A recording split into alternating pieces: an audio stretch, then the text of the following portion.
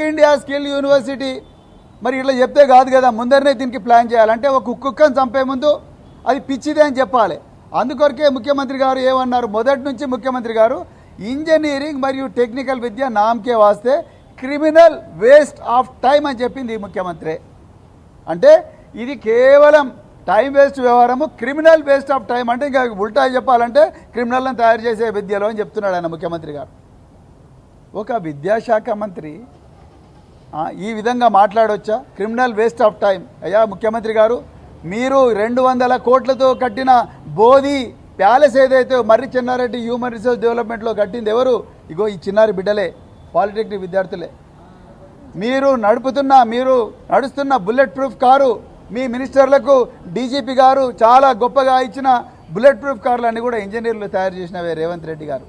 మీరు రోజు మాట్లాడుతున్న మైకులు, కేసీఆర్ గారిని ప్రతిరోజు కూడా తిడుతున్న మైకులు ఏవైతే ఉన్నాయో ఆ మైకులను డిజైన్ చేసి నడిపించింది కూడా ఇంజనీరింగ్ విద్యార్థులే. ఈ విద్యార్థులే వీళ్ళే ఆ స్కిల్స్ నేర్చుకొని పాలిటెక్నిక్ కళాశాలలో అక్కడి నుంచి ఈసెట్ రాసి ఇంజనీరింగ్ కాలేజీలో ఇంజనీర్లు అయ్యి గొప్ప గొప్ప ఆవిష్కరణలు చేసిండ్రు రేవంత్ రెడ్డి గారు. మీరు వీళ్ళని క్రిమినల్ వేస్ట్ ఆఫ్ టైం అన్నారు. దాని తర్వాత మీరేం చేసిండ్రు? మెల్లగా అసెంబ్లీలో 2024లో యంగ్ ఇండియా స్కిల్ యూనివర్సిటీ అని ఒక యాక్ట్ తీసుకొచ్చిండ్రు. 2024లో తీసుకొచ్చిండ్రు. అందులో సెక్షన్ 44లో మీరేం చెప్పిండ్రు?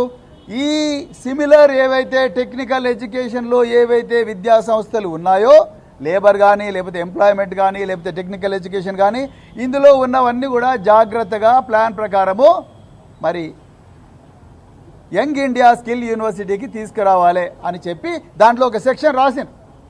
ఆ సెక్షన్ 44లో రాసిండ్రు. దాని తర్వాత మీకు మీరే దానికి ఛాన్సలర్ అని ప్రకటించుకున్నారు యంగ్ ఇండియా స్కిల్ యూనివర్సిటీకి. ఇక ఇండస్ట్రీలో ఉండే ఆనంద్ మహీంద్ర, అదేవిధంగా శ్రీని రాజు, దాని తర్వాత ఇంకెవరో ఒక 7 మంది ఫోటోలు ఆ వెబ్సైట్లో పెట్టారు. దాని తర్వాత దానికి వైస్ ఛాన్సలర్గా మీరున్నారు.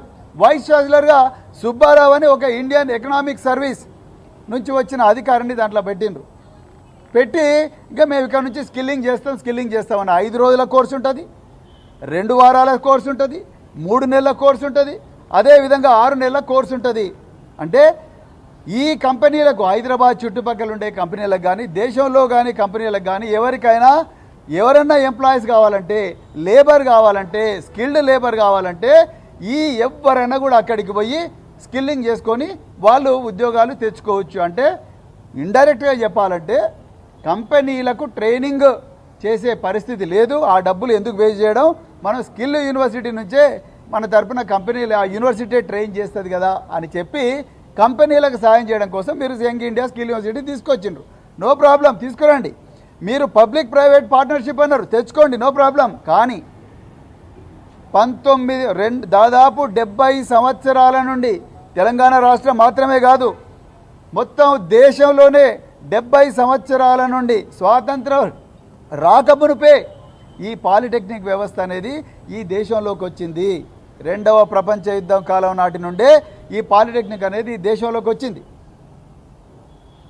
పేద వర్గాలకు చెందిన పిల్లలు ఎంపీసీలు బైపీసీలు చేసి ఎంసెట్ కోచింగ్లకు లక్షల రూపాయలు తగలేసి ఐఐటీలలో, ఎన్ఐటీలలో లేకపోతే ప్రతిష్టాత్మకమైన ఇంజనీరింగ్ కాలేజీలకు పోలేని పరిస్థితి ఉన్న బిడ్డలందరికీ కూడా ఇది ఒక గొప్ప వరప్రసాదనిగా మారింది. అదేవిధంగా పబ్లిక్ సెక్టార్ అండర్టేకింగ్స్, బిహెచ్ఎల్ కావచ్చు, మిదాని కావచ్చు, డిఆర్డిఓ కావచ్చు, ఇంకేవైతే నవరత్న కంపెనీలు ఉన్నాయో ఇవన్నీ పబ్లిక్ సెక్టార్ అండర్టేకింగ్స్ మాత్రమే కాదు, పేరు మోసిన గొప్ప గొప్ప కంపెనీలన్నిటికి కూడా మొట్టమొదట పోయేది ఈ పాలిటెక్నిక్లో చదివిన పిల్లలే జూనియర్ ఇంజనీర్లుగా పోతారు.